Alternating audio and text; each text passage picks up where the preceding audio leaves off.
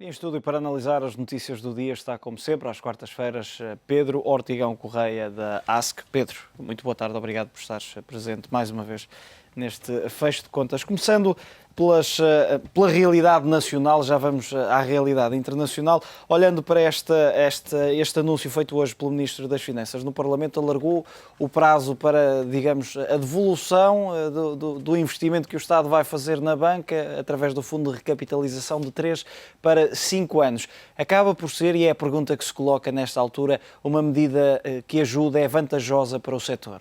Alivia alguma pressão por parte neste momento tinha a maior parte das administrações, que era saber como é que daqui a 3 anos vão conseguir reembolsar este dinheiro. Caso contrário, o Estado acaba por ficar um acionista. Ou alargar esse prazo de 3 para 5 anos, dar-lhes maior margem de manobra para serem capazes de encontrar outros acionistas que possam vir tomar o lugar do Estado nesta posição que eles vão tomar agora através da compra de ações que têm uns poderes diferentes e um bocadinho mais especiais do que as ações nominativas. Parece de alguma forma que esta cedência, chamemos-lhe assim, mostra que o Estado, afinal, não estava muito interessado na nacionalização dos bancos? O interesse do Estado não era a nacionalização à antiga, não era chegar aqui uma revolução e um comitê e nacionalizar os bancos. O interesse do Estado é exatamente evitar que os bancos desapareçam e que os bancos entrem em insolvência.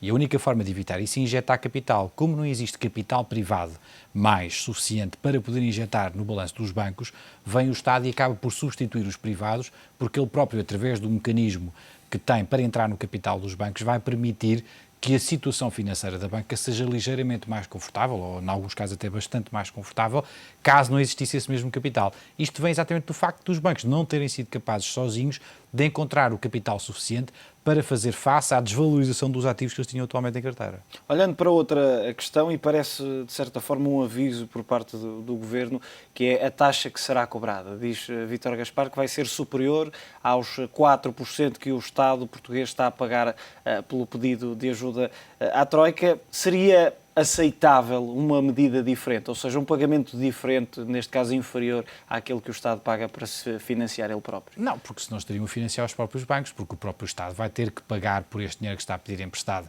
junto do FMI, junto do Fundo Espacial Europeu, e se a taxa que fosse cobrar aos bancos fosse abaixo desse mesmo, não, nesse caso o Estado estaria a incorrer num custo e, portanto, o Estado tem que ser remunerado por este risco extra de lá colocar capital.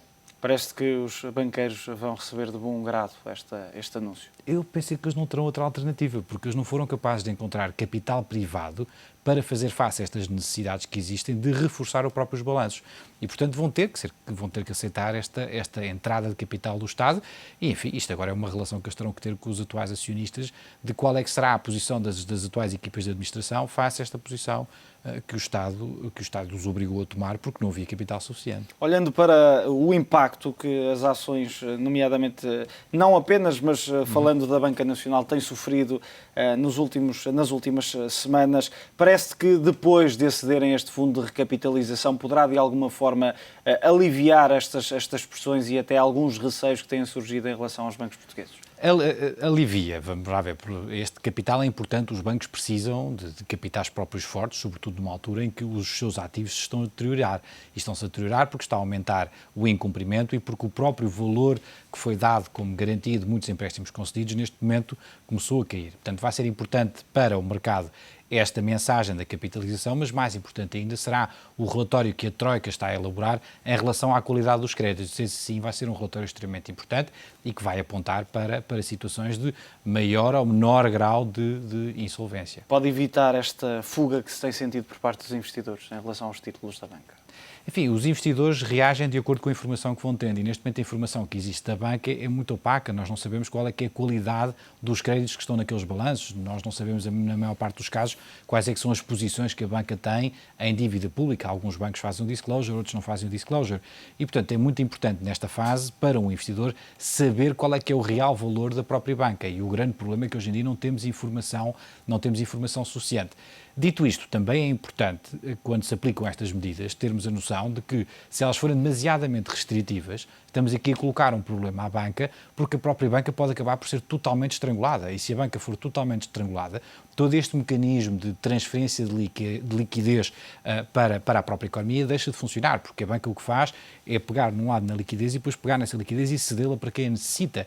E se pelo caminho estas medidas forem demasiadamente restritivas, a banca não vai ser capaz de canalizar essa liquidez diretamente para a economia, e, portanto, é toda a economia que está em causa. Portanto, é um jogo de equilíbrios muito sensível entre garantir que os bancos têm o suficiente capital para poder fazer face às suas operações, sem exagerar demasiado, caso contrário, a própria banca fica em questão, e se a banca ficar em questão, então toda a economia ficará também. Olhando para esta notícia do déficit, que graças à transferência do fundo de pensões da banca para a Segurança Social vem trazer aqui um fôlego extra e coloca o déficit nos 4,5%, acabaste por surpreendeu-te de alguma forma? Não, enfim. Já se estava à espera desta ajuda. Não é a primeira vez, não é nem a primeira, nem a segunda, nem a terceira. Isto já aconteceu no início do ano 2000, enfim, dos primeiros fundos aqui, isto aconteceu com o próprio fundo do CTT e depois mais tarde da Portugal Telecom, enfim, e no ano passado, novamente, outra vez o fundo da Portugal Telecom a ter que entrar para artificialmente corrigir o valor do déficit. É extremamente perigoso nós estarmos a fazer contas muito simplistas em relação a este tema, porque o que nós temos aqui em cima da mesa é uma responsabilidade futura que não está a ser calculada hoje. Este dinheiro existir no balanço dos bancos para fazer face ao pagamento das pensões dos trabalhadores dos bancos quando eles entrarem em idade de reforma. Ou passarem para a esfera do Estado, o que também está a passar para a esfera do Estado é a responsabilidade futura de pagamento dessas mesmas pensões. E, portanto, o Estado vai ter que pagar, a partir de agora, as pensões dos bancários que estavam afetos a esse mesmo fundo. E esse é um custo que a Segurança Social vai ter no futuro. Portanto, este dinheiro que entrou não é um dinheiro mágico que entrou em caixa, que agora pode ser utilizado, enfim, para todas estas conversas mais especulativas dentro do universo político que pouco ou nada entendem de finanças, não pode ser utilizado para estar aqui a pagar favores políticos.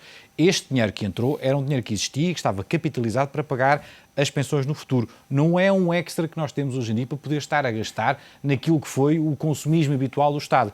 Este dinheiro estava afeto a pensões. Se ele for gasto de outra forma, então esse efeito vai-se notar depois, mais tarde, no futuro, porque o dinheiro que desaparece hoje vai ter que aparecer de algum lado para pagar as pensões de toda esta população de bancários que entra para o regime geral.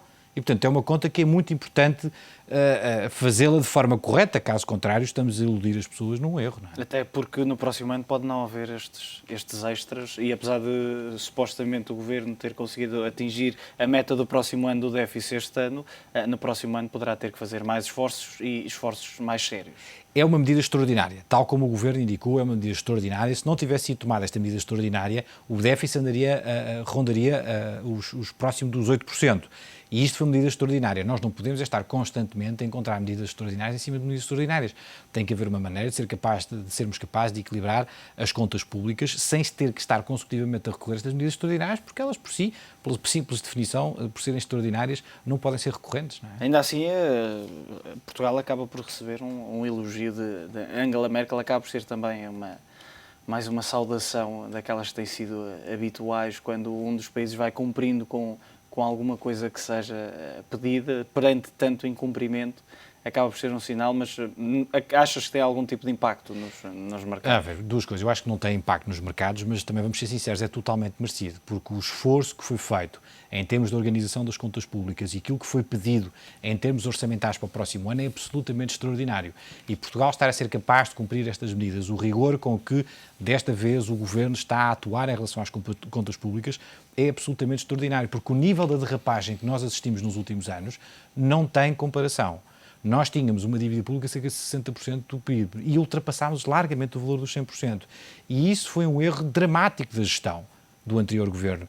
E este Governo herdou uma situação extremamente complexa e, em cima do acontecimento, teve de tomar medidas extremamente difíceis. E, portanto, primeiro, o comentário da Angela Merkel não vai ajudar a grande coisa, mas é totalmente merecido. Terminamos já aqui em jeito de balanço, porque estamos a aproximar-nos do fim deste ano 2011.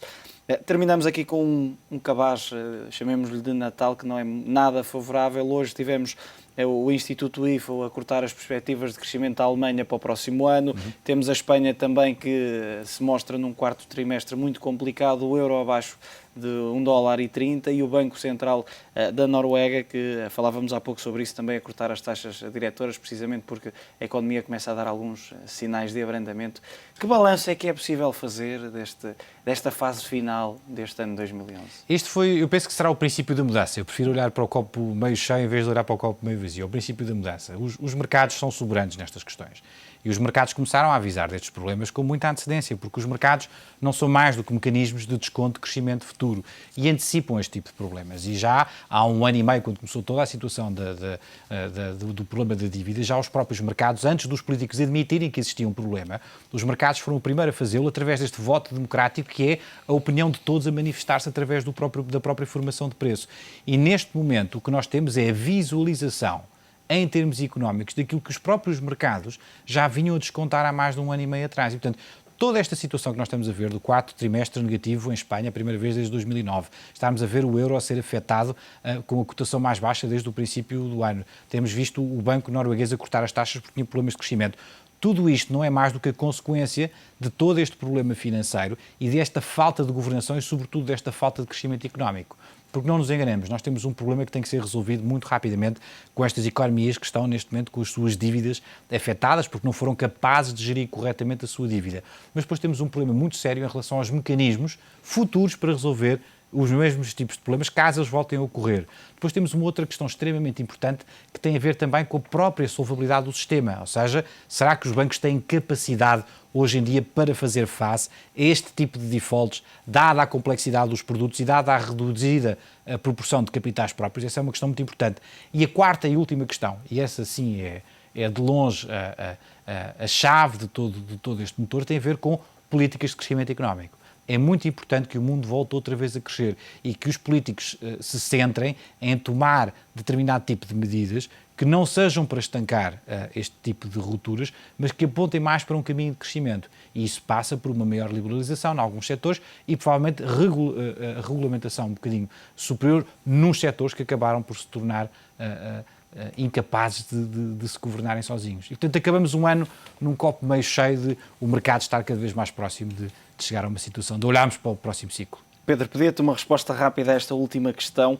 Quem é que vai vencer esta corrida à privatização da EDP? Alemanha ou China? Naturalmente, enfim, eu acho estamos a falar da E.ON e da Three Gorges, mas colocam sempre... Eu, se fosse o banqueiro de investimento ocupado por essa operação, e está muito bem entregue, está num dos melhores banqueiros de investimento que Portugal tem, baseado em Nova Iorque, eu estaria preocupado em tentar maximizar o encaixe para o próprio Estado. E, portanto, eu espero que quem esteja a tomar esta decisão acabe por passá-la a quem for capaz de apresentar a melhor proposta. Pedro, muito obrigado pela tua análise. Pedro Ortigão Correia, da ASC, aqui com os destaques do dia nos mercados.